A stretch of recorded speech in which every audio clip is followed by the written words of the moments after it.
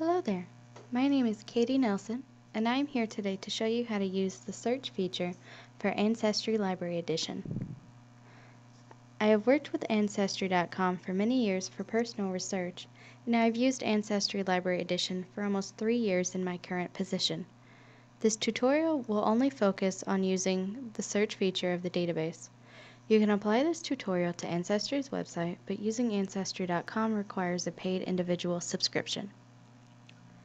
We'll be starting on the home page of Ancestry Library Edition. You can arrive here through your institution's list of databases, or just by going to ancestrylibrary.com. Keep in mind, the Library Edition is only available at the subscribing library's physical location, either on a library computer or through the institution's Wi-Fi connection. Remote access is not possible. To start, we'll be selecting the Begin Searching option in the middle of the page. This will bring up the primary search page. As you can see, there are many ways to search and explore records on this page. Selecting any one of those options will bring up a similar search page as the one we see here. Let's begin with a basic search for now. I want to look at my grandfather within the entire collection. I start by typing in his first and middle names. As you can see, a little checkbox pops up below the search field. These 3 options are essential when searching this database.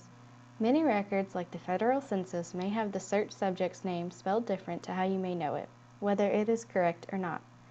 This is partially because many records were created with their own interpretations of spellings. Since I would like to keep the search fairly broad, I will select all 3 options. Next, we'll type in his last name. As you can see, there are similar options below, with the exception of sound X. This option searches by the way a name sounds, regardless of spelling. Keep surname spelling deviations in mind when viewing the results of your search. Surnames, regardless of listed results, may need to be entered differently anyway. Next, we will list any known location related to the subject's life, such as hometown or military station. As you begin typing, options will appear. Since I know my grandfather lived in Cobb County, I will start there and select the most accurate location when it appears. Just like the options listed under names, you will see additional options under location. Unlike his name, I want to specify the location. In this instance, I will keep the search fairly narrow and choose county and adjacent counties.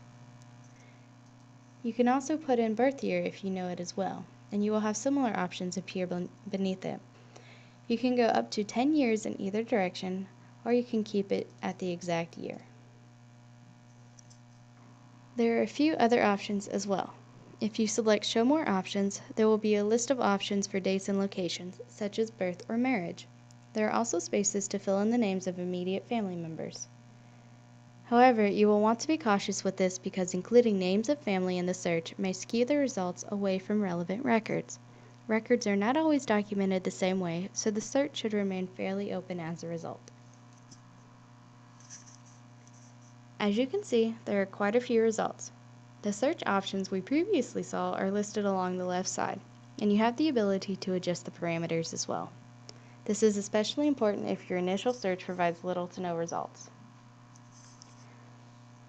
Directly under the search parameters, there are also categorical options as well. Here we will select Census and Voter Lists and view the results of the search within the federal census. Unfortunately, he is not listed on this page of results, so because I know his birthplace is in Alabama, I will change the location parameters to include adjacent states as well.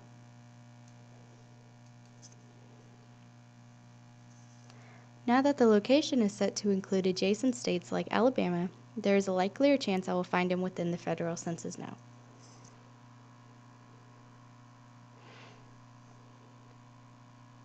As you can see, scrolling further down reveals his residence in Monroe County, Alabama.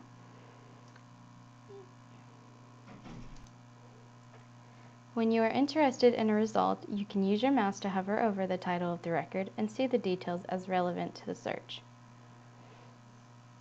In this case, you can see his residence is in Monroe County, Alabama. He is listed under his middle name, which is a common occurrence in genealogy research. Any knowledge of parents or siblings will significantly improve your search by helping you to confirm correct individuals within each record. Here, I know this is the correct record because of his mother. Selecting the record will show you the same information as the preview, as well as the option to view the original record. You can print, save, or even send this record to yourself. Suggested records are listed along the right side, but it is best to be cautious and confirm information in these records as well before believing them to be relevant to your research. Source records may be found at the bottom of the page should you be interested in searching for the physical records as well. When searching Ancestry Library Edition, it is best to remain open to all spelling and date deviation possibilities. Always be sure to ask your local librarian or archivist when you need help as well. Thank you.